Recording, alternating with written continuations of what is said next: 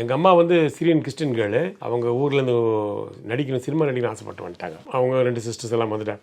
அப்புறம் அவங்க நிறைய ட்ரை பண்ணாங்க சினிமா நடிக்கிறதுக்கு. சந்திரலேகா ட்ரம் டான்ஸில் டான்ஸ் ஆடிருப்பாங்க.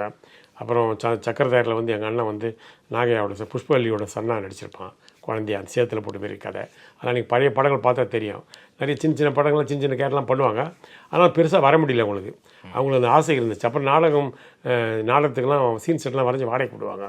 அப்போ மனோகர் சார் எங்களுக்கு பக்கத்து தெரு, 4வது தெரு 3வது தெரு அவிலார் ரோடு தான் உங்களுக்கு வந்து கோடம்பாக்கன்னு சொல்லுவாங்க அந்த பக்கம்.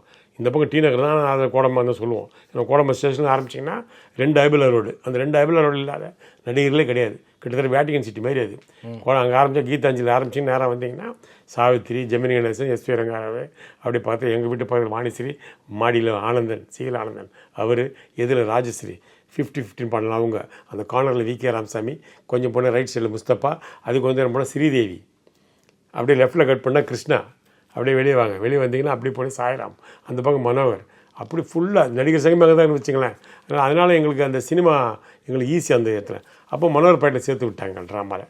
அப்படி தான் ஒரு 1000 ட்ராமா பண்ணேன் ஒரு 4 வயசில், ஒரு 7 வயசுல, ஒரு 10-9 வயசுல.